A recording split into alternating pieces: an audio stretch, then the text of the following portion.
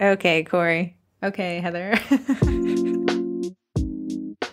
All right. Welcome to Baking It Down podcast with Sugar Cookie Marketing. Heather, if someone didn't know what they were in for, they just happened to find this podcast, what would they be in for besides listening to the twins argue and being recorded? Okay, have you ever heard nails on a chalkboard? That is Heather. In stereo. Thank you for your intro. Okay, it's on to Corrie. Okay, so the Sugar Cookie Marketing Group is a Facebook group of how many people? Almost now? 22. Almost 22. 22. Sorry, soul. 22 folk. 22,000 from bakers, cake makers, cheesecake makers, Mac people, and Android people. I'm just kidding. It was a terrible joke. It was. But we gather online to argue the validity of beads or not. And then sometimes we sneak in some marketing tactics from pop-ups to tonight we have a live on what? Cookie tags. Cookie tags, design collateral, websites, things like that. Yes. Kind of a little mix of everything. So guys, just so you know, if you're like, okay, well, I'm definitely not going to join that group. It is a lot of learning. All 22 of us have a grand old time. 22. We're hoping to have to 23. Please join. Corrie will accept you in about 6 months. Okay. Give us a breakdown of how the podcast goes. Okay, so we start with the intro, which you guys have had in your ears currently. I apologize. Then marketing minutes, kind of something that is more marketing focused. Swing back around to the business of baking, which is more like, where your head's at in business, if you're struggling or, hey, perspective shift, things like that. Mm-hmm. After that, as I scroll down, voicemails. That's people calling in and picking their favorite twin live on the air. Group stuff, which is chock full of fun stuff that we do in our group of 22. All right. Twinterest, which I can see Corrie has had none this week. It is blank. After that, sponsors. Yes, that is plural now. And after that, the mailbag, which will be sad again this week. Yeah. We got a bill. We got a letter from Bill. It was IRS. Okay, Heather, what have you been up to this week? So I have forced Corrie, against her will, to stand in front of the camera because we are finally getting ready to launch this ever-loving course, which kind of takes you through a lot of the stuff that we talk about, but in a lot more depth. So Corrie, I forced her to take us through all of her lots of beads and staging. And then we went around to like photography theory, lighting, things like that. Kind of how we do things. If you're looking for a place to start, this would be a good place to start and tweak. Guys, I just want to tell you that I was starving and Heather said the only way I'm going to let you go to lunch is if you film a 1-hour video of you editing 140 photos in Lightroom. Here's the crazy thing. I said keep them in small nuggets, but Corrie never stopped talking. But I didn't have the heart to tell her that the mic wasn't on. The mic was on, you boo. It wasn't. After that hour, and you got mad at me, so then I left. Went to go pet the cat. So anyways, we've gotten what? As far as the photography section, I think you're looking about, and I hate to say this, 2 hours of content. You can look at Corrie Talking, where she talks about gear, photography staging, and then all the way to editing Lightroom, where she does a screen share. So you can see exactly my go-to edits, what I do to make my photos. So if you like my styling, if you're like, hey, I would just like to learn a little bit more about Lightroom so I can make my own style, you will have fun with my Do you give them your photo to Heather's making me give you my photo so you can recreate it and you can kind of see what playing with the different things. It's a raw file, right? Mm-hmm. Right. Okay. So if you guys are like, what in the world does that mean? Do you explain it to them? Not yet. Okay. Corrie will go back and add that into her course. All right. So is that our intro? Are we done? Yeah. Okay. So we're done introing. So I want to talk about marketing minutes. I'm actually going to take the lead on this one. Usually it's vice versa. I think in the past, I usually wait. Corrie, just going off script here, guys. I'm on for this wild ride with you. Hold on to that. I just wanted to talk about 2 sales this week. One I got. And one I did not got. One had gotten you. Okay. The first one was a lady who reached out. She wanted a dozen dino cookies. Okay. I asked her for her inspo photo. I was actually kind of excited, kind of wanted it because it was fairly simple. Charged her my base price of $60 a dozen, and then she ghosted me, which is okay. It's happened before in relationships and in sales. So I kind of wrote it off. I did what I did. Then probably an hour later when I was at the gym, she messaged me back and she said, okay. You can't call someone ghosting if they just didn't write back for an hour. No, we were in the thick of it, and then I gave her the price and she was gone. Okay, she said, okay. So, okay, I'm a little bit more excited now. So then she ends up asking where I'm located. Okay. I told her where it was. She lives about 20 minutes down the road. Which in traffic here is about an hour. Yeah, so you can never, it's never just 20 minutes. No. So in the back of my mind, I'm saying, okay, we do have an objection here. Because then she says that's too far away. So I said, okay. I said, no, I really appreciate you reaching out to me, but I don't typically offer delivery. Then she messaged back. You're some high maintenance baker. Come to me. Then she messages back and says, do you think you'll find yourself in this area on the 30th? Hey, every question you don't ask, the answer is no. So, since I never find myself in that area, but I could kind of see what she was getting into. I said, okay, I have a solution that I think will work for both of us. What do you think if for a small fee of $20, I will deliver it to you? Such a subjective opinion. Yeah, I was really assuming the same here. So a low price of $1 million. I can deliver it to your door. I said, for a small fee, I'll deliver it to you at a time I choose, the Friday right before your party. She says, that is out of my budget. Sad face. So I know some people would be out of like, her budget and out of her way. Yeah, she says, I really don't want to have to drive over there, but I also don't want to pay the fee. She said that? Oh, hey, I can appreciate somebody who's like, girl, it's not you, it's me. I just don't see this going anywhere. Right. So I ended up thanking her so much for reaching out. It really did make my day. And I wished her best for luck and her son to have the happiest birthdays. She technically was not my ideal client, which is fine. I did want the sale. It would have been a good sale. Would knock those cookies right out of the park. But what I have to keep in the back of my mind and what I always tell myself, outside of putting icing on cookies, technically anything else eats from my profits. So some people are like, Corrie, meet her halfway. Corrie, you could have just delivered it. It's just 20 minutes down the road. Traffic here, wear and tear on the car, the gas, the time. What if she's late? And Corrie bringing in all changes. Got Jiffy Lube over here. Someone's got to polish my leather seats. But if I take into account, if I were factor in the cost of the car wash, doing my hair that day, but all those things actually eat my profits. So I could have made the $60 sale, but then all that, now it's eating to my profits. The cost of ingredients are already accounted for. You know, I can't take a loss on that. It is what it is. So it's literally just my profits that were coming out. If I would have taken the sale and maybe per se lost on my profits, did the delivery for free, I closed that door to anyone who would potentially be my ideal client and come to me, which the next lady, which I need you to help me make cutters for, chose to, she's driving from 30 minutes away to pick them up on the same day. That's my ideal client. Unfortunately, the other lady, I wish her best of luck, but not my ideal client. So I can't beat myself up over it. I can't say, oh, I'll meet her halfway, because that's on me. That's the some perspective I actually love to think about is if you go get a well-made cocktail in this area, it's between $15 and $17.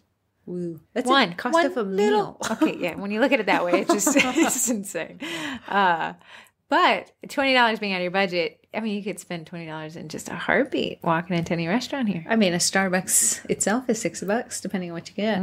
It just depends what is worth it. She was able to come to grips with the $60 for the dozen. The $20 did put her over. That's absolutely fine. If I'm not in your budget, you can find someone who is in your budget. But I can't take a loss because I do not fit into your budget. I don't want to drive there. You don't want to drive here. So we're at an impasse here.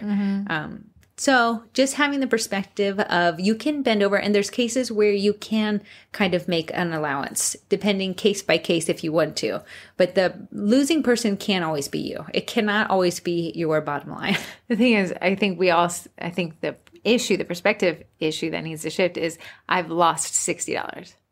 Is what they're saying. I've either lost a sale or I've lost $60. And I think that you got to shift that around to being it's their loss. And you have now more time to spend with it. Yeah. Unless there is money in your account, you have not made that sale. Absolutely. Corrie and I, when we first got into business, It turns out a lot of people love to tell you they're about to hire you. I have no idea why they do it. So we'd go, we got this person. They just strung us along. It was almost a show and tell of like, look at this marketing team we hired. Went to meeting after meeting after meeting, onboarding. And then when it came time for the invoice to sign it, just the weirdest thing in the world. So Corrie and I had already gone out and celebrated.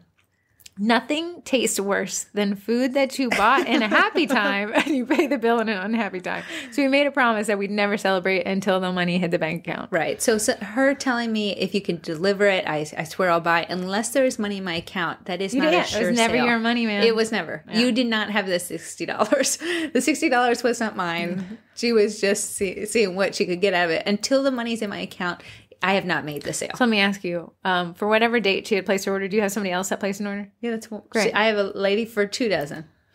Boom. And she's driving 30 minutes away. Boom. Her car is dirty and car clean. I ain't wasting gas. But if I would have taken hers, I potentially could have lost my ideal customer because I would be busy sitting in traffic. I think people think, like, if I say no to this person, maybe there'll be nobody on the other end. But I would have to say, guys, like, perspective shift. There are people on the other end. There is. And if I would say in the perspective shift there is I'm saying no to not a lot my of perspective ideal. shifts here. You keep using it, so I feel like I need to use shifting it out here on this shifty today. I would say that you need to stop saying I lost a sale. Say I said no to my not ideal client so I could make way for my ideal client. So, I mean, worst case, if I didn't make that sale, I would have been kind of just kidding. But your car would have been super good. Yeah. Okay, so then what was the second sale? Okay, so my second sale, I actually posted this a little bit in the group, but someone actually made a comment that rode my mind the entire weekend. For the backstory of people that maybe would have missed the post was I had a lady that scheduled an order for this Sunday, but we scheduled it about 3 weeks ago. So we nailed down the details 3 weeks ago. Sunday was the delivery day. She did pay a delivery fee, which was great. So even though I don't deliver, she said, please, I'll pay. Okay, so the 3 days before, I usually confirm 2 days before or the evening before so people don't forget, but she, being awesome, confirmed 3 days before, okay, I'm expecting this many unicorns, this many mermaid tails, and this many crowns with my girls' names on it. Unfortunately, back 3 weeks ago, she had only chosen to have the crowns say happy birthday. Right. And at no point did she ever tell you the girls' names. I could have just put Nancy and Sally on it. I don't know the kids' names. So what I ended up saying to her, I said, hey, I just want to let you know, we actually confirmed that the crowns would say happy birthday on them. They have been completed. If you would like to, for a small additional fee, I can include 2 more crowns with your daughter's names on them in addition to your 24 that you've ordered. To me, that was a solution that worked for both of us. She would be able to look like a star with the kids' names on it. I would get compensated for the extra time. I know a lot of people would be like, oh my goodness, let me scrape off the icing I've already done. Let me add it somewhere on the cookie that maybe it doesn't belong, because you're trying to make them happy. What it comes down to is, what did she pay for? That's what she's going to get delivered. But someone in the comment section said, I would feel inclined to include a cookie with the girls' names on it.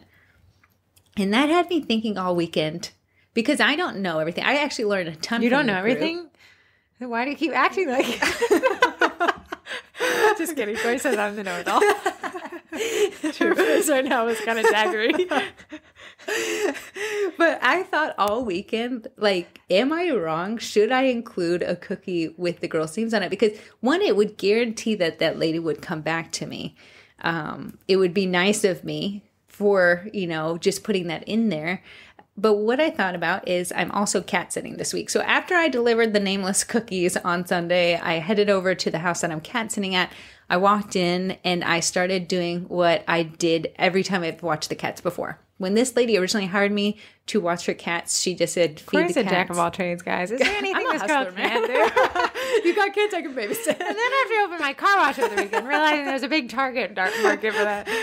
What is it? Idle hands at the devil playground. Hang on. I'm just tired. So I went in there, but when I first watched that lady's cats, I actually mopped her floors and took out her trash. She didn't pay me for it the first time, but I thought if I was coming back from a week-long trip, wouldn't it be nice to come back to a clean home? It was something I threw in. The lady pays very well, and I wanted to watch her cats in the future, but I'm watching her cats again this week, and I said, now I have to mop the Always. floors, and take out the trash because I've set that expectation. Here's the thing. At no point did you two agree that you would wash the floors. Well, I was going to say wash the cats. At no point did you guys agree to that extra thing you added in. But now if you take that away, you've actually taken something off the table, and no human likes to face loss. Right. If anything, it could lead to disappointment. Right. It's not fair that she would be disappointed because she didn't pay for that. But I've set the expectation that it would be included every time because I've done it every time. So when I thought about it, it was almost a good thing I didn't include the cookies with the names on it because I don't want to set the expectation that you get something extra every single time. Right. So I could see case by case if you wanted to, the pluses and the minuses if you wanted to do it case by case. I ended up giving her extra cookies that matched her set, but matched the level that she paid for. So that expectation is there, and it's something I can carry on into the future without being like, oh, I have to go above and beyond for this extra cookie that I'm not technically getting paid for.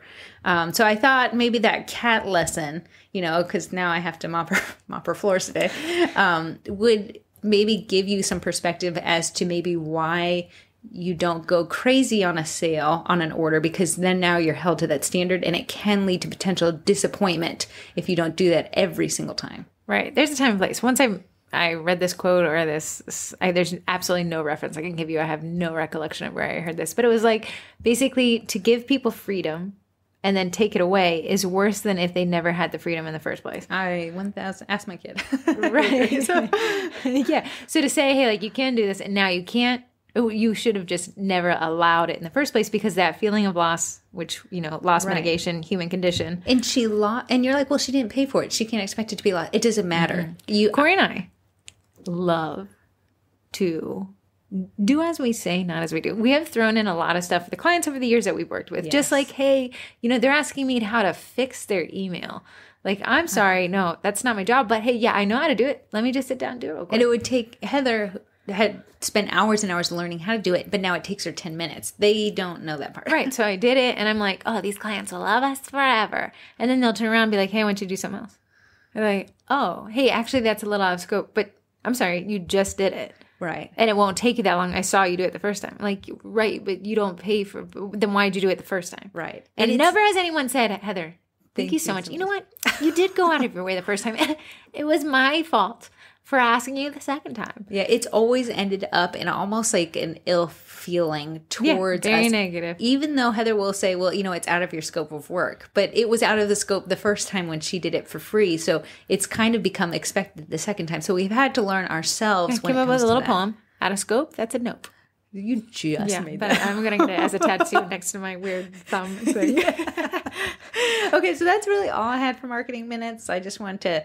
So your big two takeaways. My big two takeaways is your policies are in place for a reason. They're in there because you know your ideal client, you know who you want to service, and those are the people you need to cater to.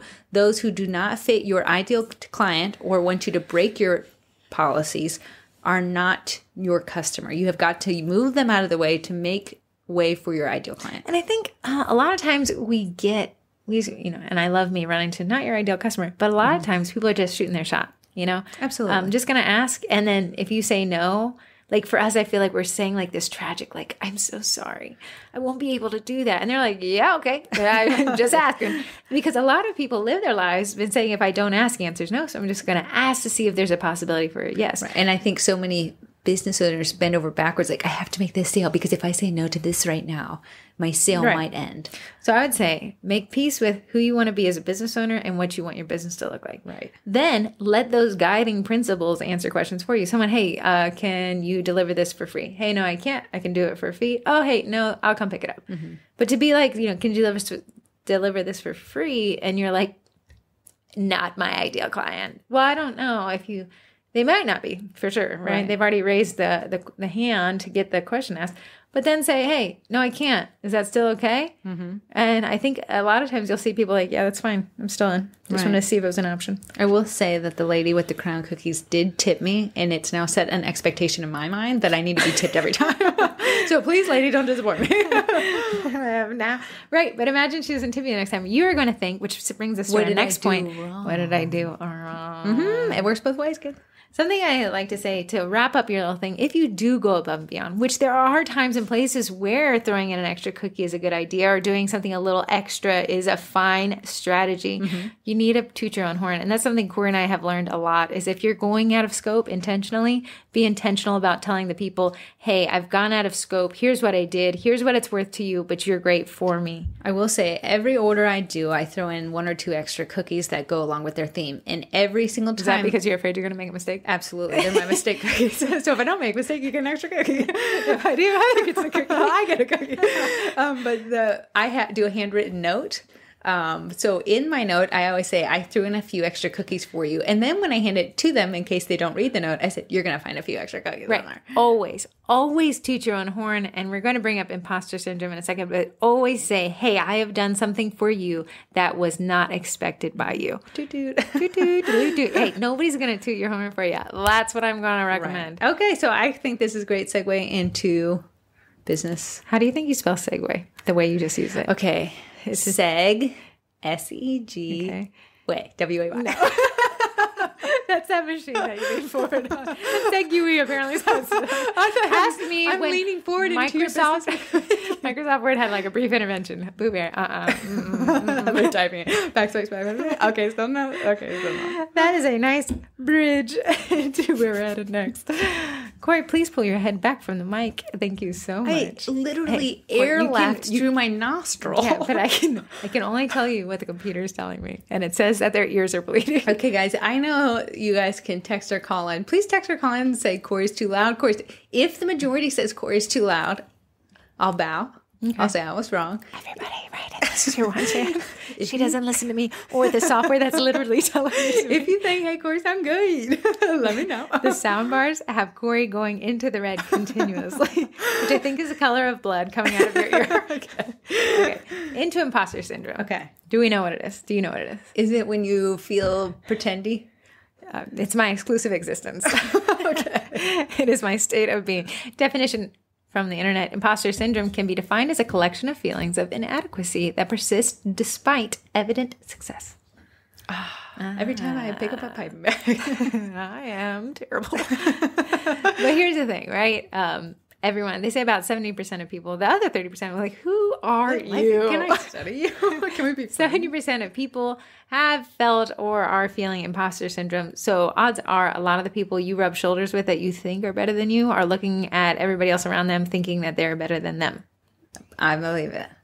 Right. Corrie looks at me constantly and is in a state of how can I live up to my clothes? I have broken the mold. Everything else after me was an alcohol. Okay. I'm laughing away. Thank you. Okay, so imposter syndrome would be, if you're not familiar with it, it's when somebody asks you to do a cookie set. Okay. And it's complicated and you feel that feeling of like sweat building up right on the back of your neck, the flushness at the neck area when you're like, I am not sure I can do this. Okay, me every time someone messages me. Okay, great. But here's the thing. What I'd beg you to look at, which imposter syndrome, the only way to fight it is to perspective shift. Okay. We're shifting again? Shit. Season 2, episode 2, shifting. Shifting. We forgot to introduce. Sorry. Okay. It's done. Okay, so important thing, and I always say this to Corrie about your personality, is being self-aware. Mm-hmm. The lack of self-awareness always is like, does that person not see what they're doing on TikTok? You know, that vibe, you know? Yeah. So imposter syndrome would be like, whoa, I'm feeling that anxiety about this order. I'm feeling that I can't accomplish it. I'm feeling that I'm a poser. They will be unhappy with me. Self-doubt. Right. But here's the thing. Who are they messaging? Who did they? Did you force them to message you? No. So they found you. Mm-hmm. They vetted you. Mm-hmm. They liked what you did. Mm-hmm. And now they're asking you to do it for them. Begin sweating. Right. So this is some tips I found from the Psychology Association. Okay. Look at the evidence. Okay. How many orders have you had? How many people have been happy with your orders? Look at your Facebook reviews. Are people happy? Yes. Okay. So why would you think that they would be suddenly unhappy? True. There's no evidence to show. Right. So we follow the evidence. I mean, if you got a wall full of 1-star reviews, possibly this isn't your industry. But if somebody went through, vetted you, and I know, but you guys are going to insert a lot of self-doubt points. Well, maybe they didn't vet me.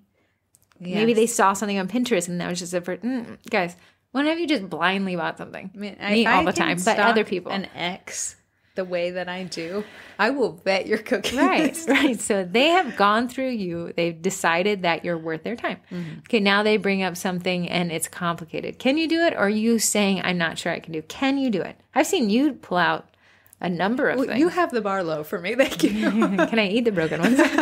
Can I eat your messes? But true, I do think a lot of times when someone says something, there's no way I could do that. Right. But can you do it? Have you been, what's the worst thing if you try to do it? That you have to say, hey guys, we're changing a bit of our strategy here. I'm going to either give you a 50% off or refund you, or hey, does this work for you instead? I found this new style that I think will accomplish what you want. I think people are more worried about the disappointment they might cause with having that conversation. So they say, I can't do that set. I think you guys got to like pat yourself on the back. So you guys do really awesome stuff. A lot of people really like it. Why would this one person be the one off? True. No, and I think that is your own roadblock. You're putting a roadblock in front of them that they didn't want. Self-sabotage, really. Yes. So look at the evidence. What are your goals here? What have your goals been in your cookie business? Have you been meeting them? Yes. Mm-hmm. Then it's imposter syndrome. You're actually truly good at what you're doing, so stop second guessing it. Mm-hmm. Does the evidence point that you do good work? Are people recommending you in moms groups and local groups? My mom is. Yeah. Well, moms groups. I don't think your mom is. I'm not saying her name. That's the thing, is look back and see the people that have been happy with your product and trust them. Okay, yeah, true. Okay, celebrate success. So confident people own their accomplishments, right? Mm-hmm. This is what I did. Look at me on LinkedIn. I'm endorsed for it. This is, putting it in their signature, things like that. They are confident. Imposters attribute success to lucky. I got lucky, or I'm just barely getting by here, or somebody else helped me. See that self-doubt? Yeah. It's just creeping in there, snagging all your joy, and then making you not make sales as efficiently. I want to buy from a confident cookier. A lot of times, I'll say, hey, can you do this? And someone says, I can do it but this way. And I'm like, cool, had no clue. Also don't care, just get it done. True, and that's a part of guiding the sale, too. When I sold cars, it was a used car dealership. I don't know every single car out there. That's insane. There's so many out there. But what I did know was a van probably has 3 rows. So if I could take the knowledge I have, which is expert compared to the person buying the car, and use that, I look like a confident expert versus like, I don't know, let's open it up and see what it has. Right. A lot of okay, so I had a motorcycle, knew nothing about it. Barely knew how to ride. I remember. I kind of like fell forward a lot. So it was a Ducati Street Fighter, and there was only one shop in this area that serviced them. I remember I drove you to it. Okay, so I'm looking at the dashboard of this Ducati, and there's a wrench icon on it, and I asked somebody what this means, and he said it means hold on to your wallet because it's about to go bye-bye. Anyway, so I take it to the shop, and I say, hey, I need this Desmo service done, and the guy says a bunch of jargon to me, and I say, dude, you sound like you know what you're talking about. Do it and just tell me what I owe. And he said, well, Greek to me, dude. If it turns back on when I get it, sounds good. Mm-hmm. I had no clue if he actually did. He opened up the motor and did something with splints or shifts or something. That sounds technical and worth some money. Right. So I think you guys, when somebody talks to you, you're the expert. I'm not. Hey, this is a cookie. Hey, I can do it, but I can take this approach with it to accomplish kind of what you want. It may not look exactly like this, but already, oh, cool. Yeah, that sounds great. Found this picture online, not a clue. Something close to this would be wonderful. Right. Anytime someone sends me, and I always ask for an inspo photo, if someone sends me an inspo photo, what it does is give me a little peek into their mindset. And because I know what they're thinking, I can easily guide them to a solution that fits both of our needs. So, hey. I need your money. I need you to give it. There's my solution. But it helps me be able to guide them to a solution that fits my skill level, that fits their budget, everything like that. So it's up to us to be the confident tour guide to the sale. Yeah, I don't know. I don't know what I'm doing. I don't know what the motorcycle needs. I don't know. Just make that wrench icon go away and make me feel like it's runs better, I guess. Make your money go away too. It was efficient. It was a little magic show where I ended up broke after it. But that's a great point, is what you said as an expert. I think it was Scott Stratton. He's kind of a marketing, I think he wrote the book Unmarketing. You're funny, right? Yeah. He said an expert, and I think he said in that book, an expert is somebody who knows just a little bit more than the person next to them. But that is so true. And right? It is so something that people, the amount of people are like, I don't think I can do a Facebook Live because I don't think I know more than anybody. You just got to know you a know little bit more than everybody who hasn't done a pop-up. Right. Which is out of 20 to 21,000 people in the group, is a majority of them haven't done it. Yes. So you are an expert. And even if you say, well, you know, Gina went in front of me and hers is great with her pink turtle cookies. Yeah, okay, but Gina is in a different demographic. She's selling to different people. You have a different approach. And all of us have experiences that nobody else can duplicate, except for Corrie, because she's my duplicate. I've been duplicating for 30 years. So that was my thing. So look at yourself as an expert. If I'm coming to you to buy cookies, it's because I am not an expert. If I was, I'd do them myself. So again, to just fight this imposter syndrome is go through these things. So celebrate success. Look at the evidence. Are people happy? Are your past customers coming back to you? Right. Are your past customers coming back to you? Are they? I'm going to have to look back at my books. And then realize you're not alone. You're not the only one. Everybody is constantly second guessing themselves. And once you know that everybody's doing it, then almost it doesn't matter as much anymore. I agree. And I want to say, not necessarily every family, but some families have someone who's brutally honest. You know, people like, I'm sorry, but, or sorry to be that guy, and then follows with something pretty mean. If you're surrounded by people maybe who don't build up that confidence behind you and really project that imposter syndrome, it's okay to maybe not ask their opinions, because if you don't ask it, they won't say it sometimes. Or to kind of remove those friends and family from your life if they are tearing you down, holding you back from your successes and things like that, because that's okay. You're confident you can do it. You probably can do it better than them. A lot of people love to give opinions even when they're not asked for. Yeah, have you been in the sugar cookie marketing group? Yeah, no, people are like, I like your ugly photo better. Okay. And the last thing is fake it till you make it. Whew. Just believe it, man. I wish you could fake it till you make it with icing. Fake it till I make it with what? With icing. Icing is going to tell you if you're going to make it or you're going to break it. I think you meant me. I'm not making your icing. I know. You're not. I'll never make anything. But yeah, so that is imposter syndrome. If you feel like you're the only person who self-doubts, no, majority of people here are. Even when people ask me questions, I got to say, a lot of times I'm like, oh yeah, let me get back to you in just a minute. Google.com. How do you do this? Even when clients email me like, can you fix my email signature? Which I've started drawing those boundary lines, but sometimes when it's like a family member, I will turn around, Google it, and let them know. And they say, how do you know all this stuff? And I said, I don't know. I'm like a walking Google. Sometimes, and this is totally weird and totally random, when I'm second guessing myself and I don't believe, or I think I might get a no or something with my suggestion, I'll just pretend I'm a pair of eyeballs.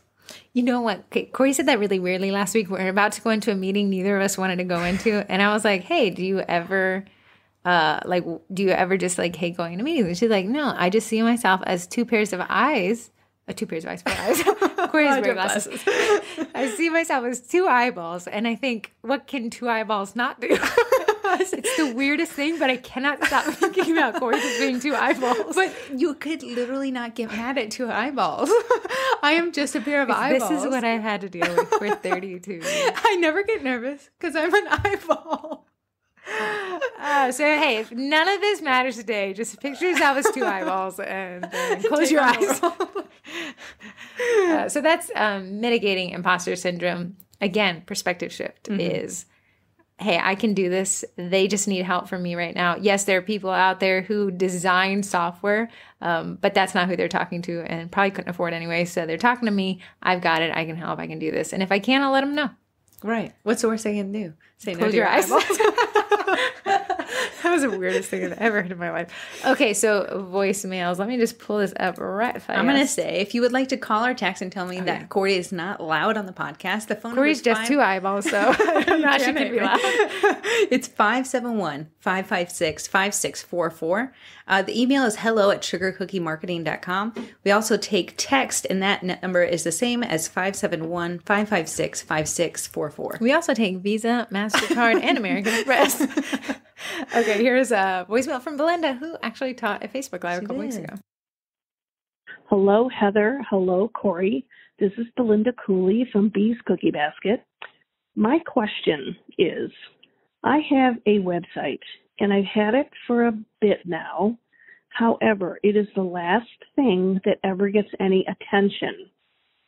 I'm not sure I want to continue with the specific brand of or type of website that I have, and I wanted to see if you guys had a recommendation for a really good website that takes minimal work, that I could actually upload photos from my phone, because I'm constantly on my phone. It's a struggle, I know. And I just want to say that my favorite twin on Monday, Wednesday, and Friday is Corrie. And on Tuesday, Thursday, and Sunday is Heather. Thanks. Have a great night. Since it is Tuesday and I'm the favorite. Gosh darn it. I will answer the question. Okay. So Belinda, great question, is basically she's saying, I have a website, but because it's not easy to use, I don't use it. Which is a lot in marketing, is like, you know, hey, I can set everything up, but if I can't be present on it, what's it worth to me? Mm-hmm. When it comes to websites, they are work, right? A lot of work. So rare are the times where you get a full case of win-win-win. Low maintenance, not a lot of work, high conversion rate, high this. So there's going to be some compromises as we talk about website builders. From ease of use, you're probably going to lose a little bit of functionality. Mm-hmm. She says, I want to be able to use it from my phone. Well, that's going to eliminate a lot of our other options. But like I say, I'd rather something than nothing. And she said, right now I'm at the nothing. Give me something that I can do something with. Yeah. So when I talk about here's a recommendation I can give. It's free. Ooh, you're talking about language. Okay, you can update from your phone. Ooh. And it pulls from your Google My Business. Now, before anybody runs with their pitchforks and scribes. If someone shows up at my door one more time asking for breaks. Okay. There's a limitation to Google My Business because it doesn't recognize currently home-based bakeries. Mm-hmm. So when you set your category to bakery, it does request your address be shown because most bakeries would do that. And Google Maps is based off of a Maps platform, so it posts address. However, some categories allow you to be a service-based business, which is the workaround currently until Google changes it, is to set your primary category something like cooking classes. But I don't teach cooking classes. Yeah, don't worry about it. Nobody's going to call you from your category anyways. Right. It's going to allow you to be a service-based business, then add a secondary category as a bakery, and then outfit it. However, when you create a Google My Business, it says, do you want to create the Google My Business website? It's a one-page lander. When I say lander, it's a landing page. That's what they call it. And within that landing page, you get a breakdown. It really pulls the information from your Google My Business into this kind of really simple, easy to update website. Okay. The photos, you upload them from Google My Business to your Google My Business, and it pulls it into this little website, pulls your hours, pulls in. Now you have products and services, contact information, reviews, and things like that. Well, that sounds exactly up our alley. Simple, has no e-com feature. So you're not making sales from this, but you do have a place where they can connect with you and all your other social media platforms and see images. Can I ask a random question? Yeah. Could you put like pricing on there?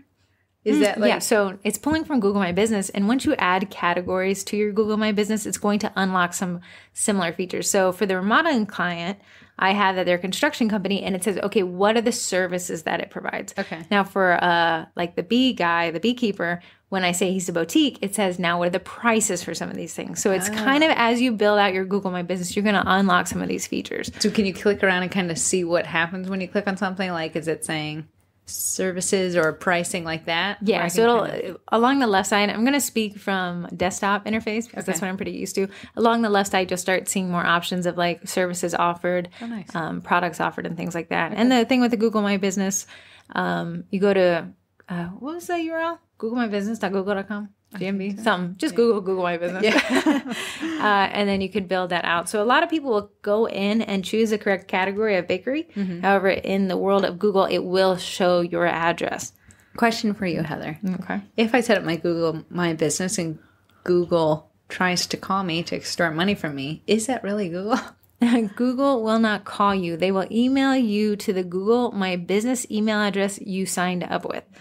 You'll see a lot of things like $150 ad credit for ad spend or Google logo service ads, depending on the category you choose. Again, this is going to be dependent on how you set up your business.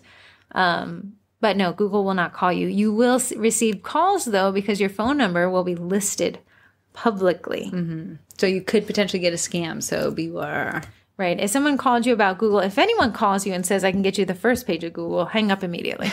if anyone calls you and says, hey, I'm here to call you about optimizing your Google My Business, do not answer that. Google won't reach out to you that way. Yeah. In fact, it is very hard to get a hold of Google, and they are not trying to get a hold of you. All right. No, I think that's honestly great. I'm going to read the next. It is not a read. It is a voicemail. Oh. I just wrote like a little synopsis. Oh, okay. Hello to my second favorite set of Miracle Twins. This is Gina Burke, and you're my second favorite set because I have my own set of twins, right, who are miracles. So I love y'all, and I wanted to call with a question for the podcast. I am at the point with my business that we're just so busy. We've been turning people down left and right. All your suggestions are helping, and I really would like to get some help, but I'm struggling with how can I get help? Like, what capacity is the right way to employ somebody to assist this business so that I can do what I need to do? I struggle with trying to get somebody to answer emails because I like to run my own calendar ad. Or is it somebody to help me do photography, but I do that at all hours of day? Or is it just somebody who's simply going to bake the cookies? I'm not sure. But I would love your input on how you can employ somebody so that you can expand your business. I'm currently a home baker with my little pink turtle cookies, and but we can keep growing, and we want to keep growing, but I'm just not sure how. So that is my question of the day. The second question to follow up to that, if you want to keep going, is if I am so busy that I'm turning people down all the time, is there value to going and participating in like some little charity events? So they have some fundraisers where I would have to pay $150, $200 a table to set up for an event to sell cookies that I probably will barely make that much back on. But is it good to be part of the community, even though I would suspect I'm not going to get a ton of leads and my business is already busy anyway? So question there. So I guess that's just about what happens when you get to this point that we're all trying to achieve, and I'm so grateful for you guys that you've helped me get there. Thanks so much, y'all. Bye-bye. Okay, so Gina, that is honestly a great question. Thank you for making us your second set of miracle favorite twins. I think I said that right. Yeah, I like it. Huh? I like it. Okay, good. Here's the thing. What brings you the least amount of joy in your business? Is it photography? Is it social media? Is it the baking part? That would be something you would want to think to hire out. Great approach, duplicate. We did have a client at one point in our time. Is that to say we don't have them anymore? We don't.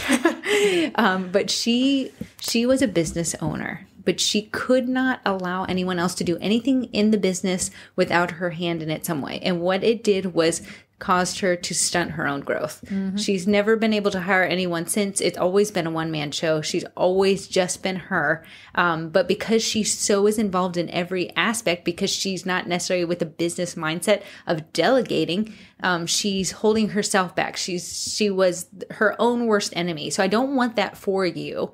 So if you're like, hey, I got to be in every aspect, you're going to be in every aspect, yeah, and you're still going to have so no much time in the day. Yeah, so it will be pointless for you to hire an employee. But if it's baking, if it's going to the grocery store, what do you like the least? What would be, if removed from your plate, a happier Gina? Decorating cookies. Just kidding. Okay, but think of it this way. So I like to Here's the thing. We do hire people to write copy. Corrie loves to pretend she's going to write it, never does. I don't even like to pretend I'm going to write it. I know I won't. She just never does. Yeah, so that's something, that a task that has to be completed that Corrie and I will not be completing on time. So that's where we said, hey, I'm going to hire this out. We hired out to a guy named Evan. I have no idea where he lives. He has a dog. Evan always returns it on time. Is it what I'd write? Not necessarily, but did I have to write it? No. And that's when you say, hey, if I don't have to do this and somebody else does it and it frees up time in my day, absolutely worth it. He's cheaper than the amount of time and language I'd use to do it myself. So that's a great perspective. So then talk about, because I liked the way you talked about the charity, the fundraisers, things like that. Oh, yeah. So when I worked for my last company, like a 9-to-5, they were very involved in what they called strategic giving. And it's charity with a purpose. And yeah, I know everyone's like, charity, the purpose is being charitable. No, yes, it is. Don't get me wrong. I'm not Scrooge McDuck.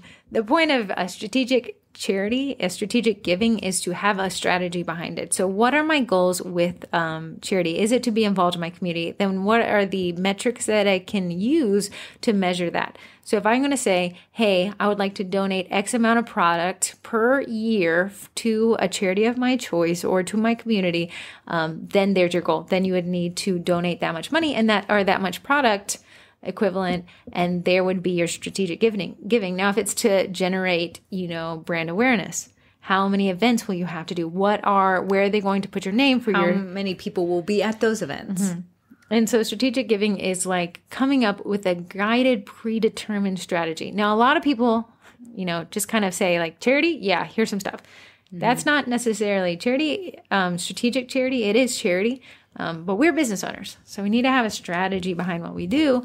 And you could say, I am going to be making a gift of X dollars to Y charity, or I'll be giving X dollars to Y charity as part of something bigger, like to achieve like a larger purpose of your charitable goals. So determine what the purpose of your charity is and then work backwards. I'm going to say this one thing though. If you're not turning a profit yet, charity shouldn't necessarily be in your line of sight. And I heard that from somebody who was much smarter and more successful than me. He said, people who are just trying to like bootstrap your business, stop focusing on charity right now.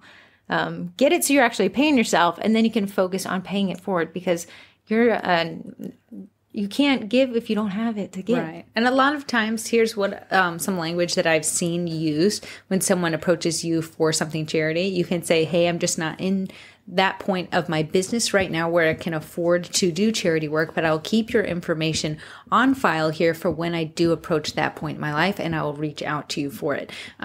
They're understanding. People do understand that you are not a charity. You have got to make money. There has to be a profit there so you can give back to charity. And it's always case by case. And I know you're like, Heather, we hate her. She's Scrooge. Because this is others aren't. Just gonna donate to my pocket. Just kidding. No, but it is case by case. But go at it with a business mindset. There's going to be a purpose and a plan to everything you do. That's the only way to be successful. That's the only way to scale.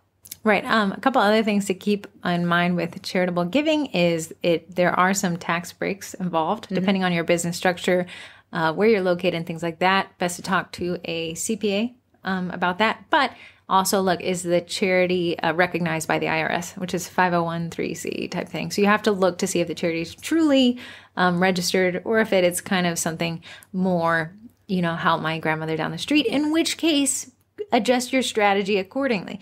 If you do want to help the grandmother down the street, absolutely. And then create a campaign around it. Again, like we say, toot your own horn. And I know it sounds so dirty when you say with charity, but if you had a remodeling company who installed a wooden playground for a community, how weird would it be for them not to post a photo of it to their social media and say, hey guys, so happy we got to be involved with XYZ community and build this adorable playground for them. Absolutely. It's not need to be done in the dark of night. No. And it doesn't remove your charitable giving to say, hey guys, I'm so happy I got this opportunity to be involved with my local community. If anything, it's showing your customers that, hey, I am here with you guys. I live here, work here, give back here. See me, I see you. I want to make our community great together. Right. I would put a dollar amount on the amount of product you're donating, and just like a budget in your line item, abide by that budget.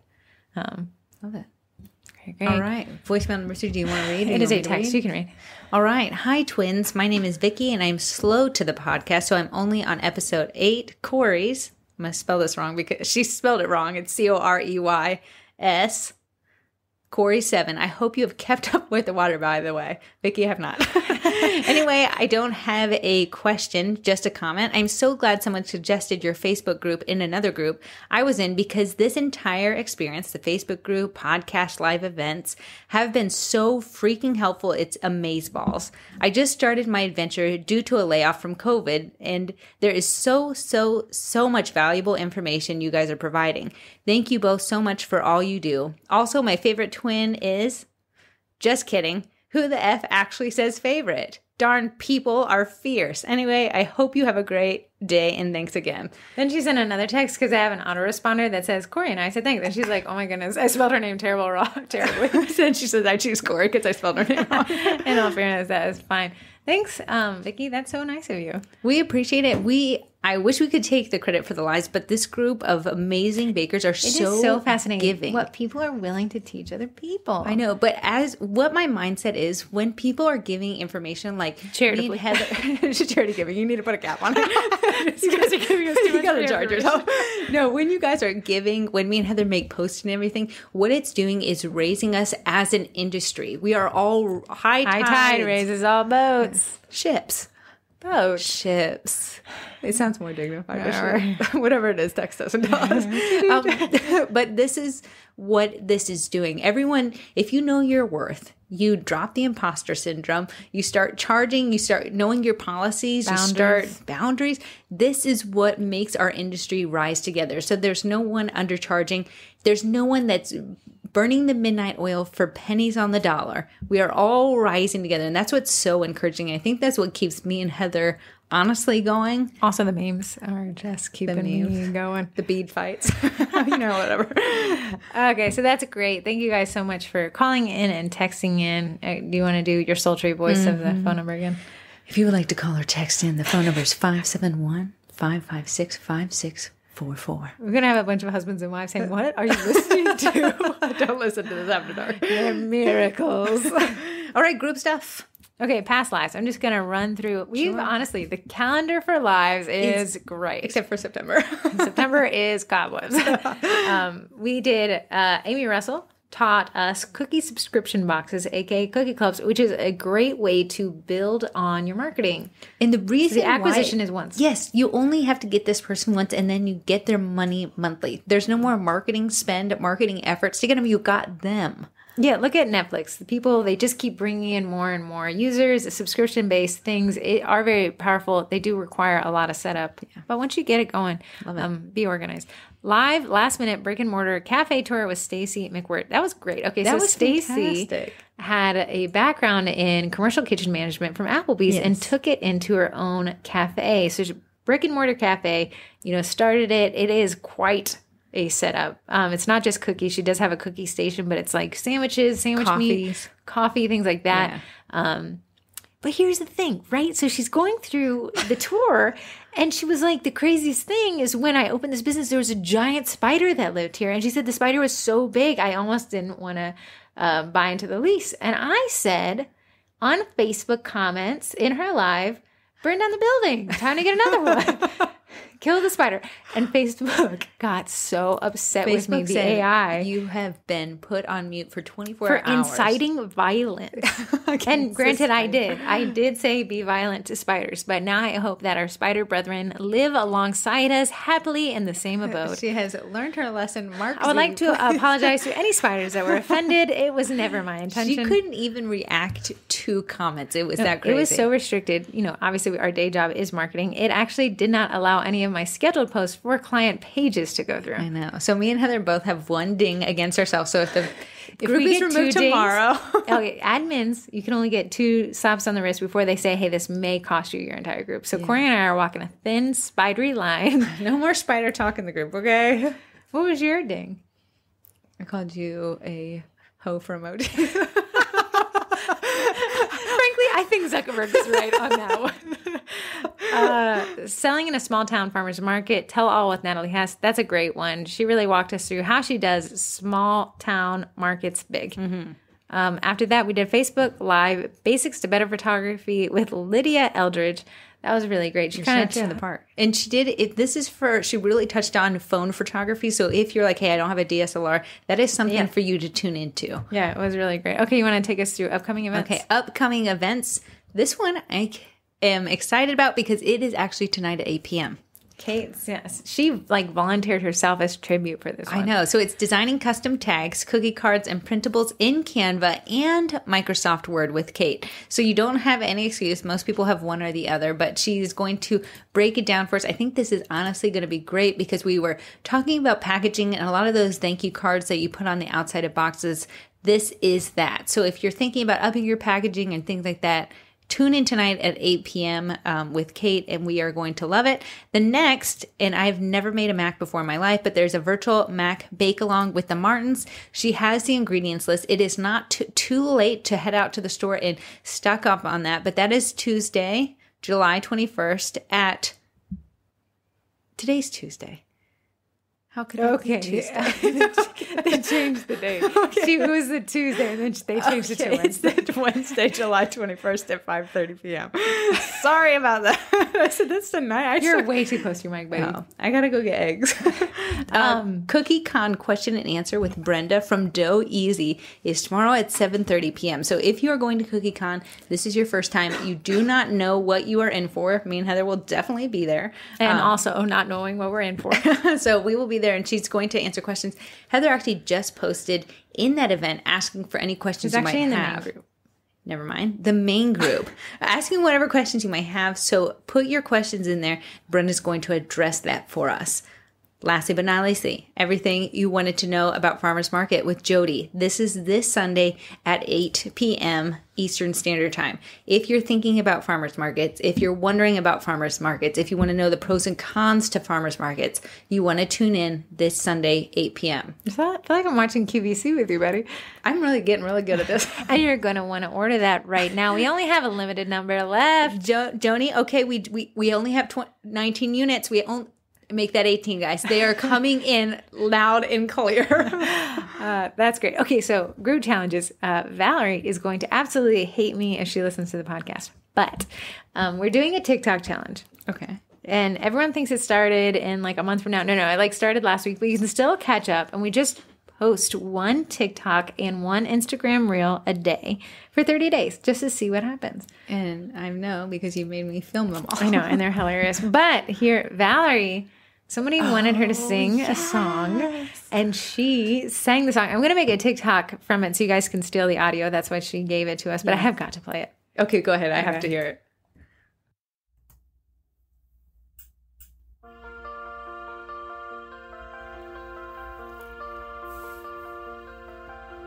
Look at this stuff, isn't it neat? Wouldn't you think my collection's complete?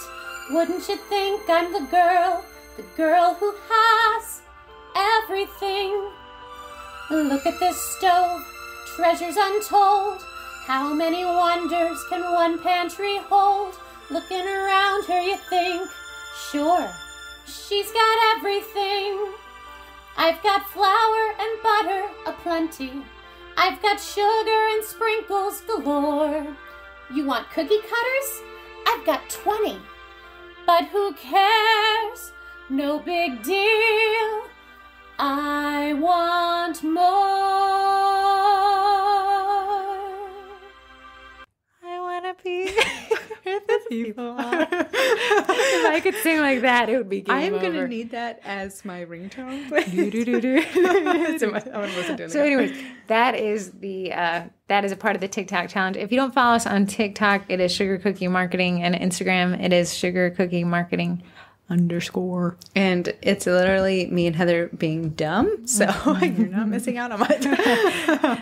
Then we have the Then and Now Cookie Collab, and that is coming up in 11 days. What is it? Okay, so Then and Now, last collab we did was a logo collab. It was super successful. A what collab? Logo collab. Oh. I'm surprised you didn't say it for this one because you said it. I changed it. Okay. So it was a logo collab where we recreated our logos. So we like to have a little bit of a marketing spin. So this one is a then and now collab. What is a logo collab? What is a collab? Oh, Heather cannot say collab without the saying logo. But a collab is a collaboration of a bunch of people getting together and doing something together, posting on the same day, and going and engaging with that content to not only help each other out, but to give each other boosts in the algorithm and to do support. So it honestly brings us together on a different platform. And I really just love it. So the then and now collab is whatever your first picture of a cookie, cake, anything that you made. I cannot wait for you guys to see Corey's heart. Hideous. Okay, but I'm going to recreate him. So we're going to have it then and now. His picture next to my new picture. Hopefully I can make it better. And that will show not only us, but it will show our clients where we've come from. So it builds value to us. That's why I really like this collab. Excited about it. I already have been talking about ideas with Heather, so it'll be fun. Then actually we've sold out our late lunch learn and link up with Sugar Cookie Marketing, and that is actually in person on August 26th. Yeah, so we're gonna shatter those thoughts you ever had that we thought we were awesome cool. People. You watch your TikToks. And then CookieCon. Corey and I will be the closing keynote speaker. They said they want to end on a high note. They just didn't realize how high that note would be. So I'm going to say that. CookieCon Orlando is September 1st to September 4th. Again, I have a lot of questions for Brenda's live tomorrow. Dallas, we have no idea when you're. Dallas, you're dead to us. Dead to us, Dallas. Sometime in October, maybe December. Maybe they're next probably year. Gonna cancel it. Just kidding. Twinterest. Corey thought it would be interesting if I told you this random idea I had for our family. The girls in our family, there's 4 sisters and 1 mother. And no brothers. So I thought it would be fun to have a Christmas in July gift exchange. Nobody could go crazy, just a little something to like sit around a table and everyone get a little like gifty baggie from everybody else at the table. So we're going to wrap it. You get to open. Everyone's going to look at you opening your little July gift. You get 4 things. 4 things. Corey. 5. Did you buy something? Badabra. So, and then it was just a little something. I think we said price cap, keep it under $50. $50? Well, keep it under 30. For a sad surprise. Kept it way under 50. Well, Corey was with me when I bought hers today. I know he pointed did to it. I can't wait. And I thought it was a fun way to just like keep the spirit of greed in the middle of the year going. I get 4 gifts. So I'm excited, but that's Thursday. Thursday at 5:30. Tune in live. I'm just kidding. To see Corey got me a portable air conditioner. And I guys, cannot that's what wait. she asked for. I'm just waiting. All right, so we have our sponsors. With an I see what S. you did there. Okay, it says say something about Eddie. Okay, something about Eddie is I'm filling in for a TikTok tomorrow. Today, he is completely. going in for a TikTok, so you're going to see Eddie make an appearance. But I actually found the date that Eddie is actually going up in price, and that is August 1st. It is not the end of August like we had stupidly said last week. So it's in 11 12 days. So it's just going up 5% because their cost. Unfortunately, Eddie knows it's worth now. Eddie knows that he is wanted. He has many girlfriends and not enough Eddies. Everyone would just be a new Eddie. So if you were thinking about an Eddie, I really would love you to join the Eddie It's a great place to ask questions. Primera's in there constantly answering. And yeah. And it's not just like, I love Eddie. It's like, hey, this went wrong with my Eddie. What do I do? So you can see the trial and error when it comes to having your own Eddie. And that group is now almost like 5,000 people strong of people wanting, and a lot of people having Eddie, telling you the pros and cons and everything workarounds. like that. And they're fixing things because nothing is perfect in life except for me. But they're fixing a lot of the issues and they're finding great workarounds. And it's really great to have people to knock ideas against. I want to say Amanda did a fantastic cookie set this week where she did that baby plaque, but behind the lettering for baby is this oranges, because it was an orange theme. It was these oranges on the vine, and then she wrote baby over it. It was a fantastic use of Eddie. So she did not have to break out an airbrush. It looks so professional. No overspray, no $30 worth of stencils for it.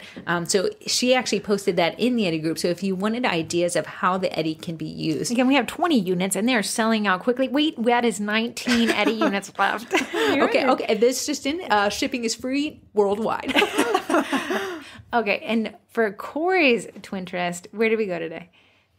We We were invited to a Confetti. members brick and mortar store. I know. So we drove out to DC, which even though it's just a hop, skip, and a jump, the traffic and Heather went to the wrong location. I don't know where I went, but we got there. We got there on time, and then we were 30 minutes late to their cafe. Yeah, so we actually went to Confetti over in DC, and it was absolutely fantastic. So, And it's called a play cafe, which is super neat. They have a place. Essentially, they were designed to allow you to sip coffee while your kids played. Yeah, so they are pivoting a little bit because of COVID, but it was the cutest location, and I just rated their bakery pantry.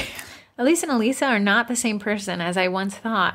Yeah, Heather really thought she was talking to the same person. They on have two the profiles. same misclocious name. Yeah, but they have highly different profile pictures. Yeah. I have a bad eyesight. But anyways, they were adorable. The shop was adorable. Corey ate my cookie on the drive home. Yeah. Very I frustrated. gave Heather a little bite. Corey's like, taste this. Is this mine? Let me taste my own. Okay, second sponsor is away. Bakety Bake from Idaho. What did you just call me? I actually baked every cookie order You did? with the royal icing this Okay, weekend. what were the differences? What were you using before? I have always used genie meringues, but I've always used I've just landed on genies because everyone always recommends Where them. can you get genies? Amazon is where I mostly It's like get a it. bake company? I don't know. Oh. Well, you can get it on Amazon and France has it.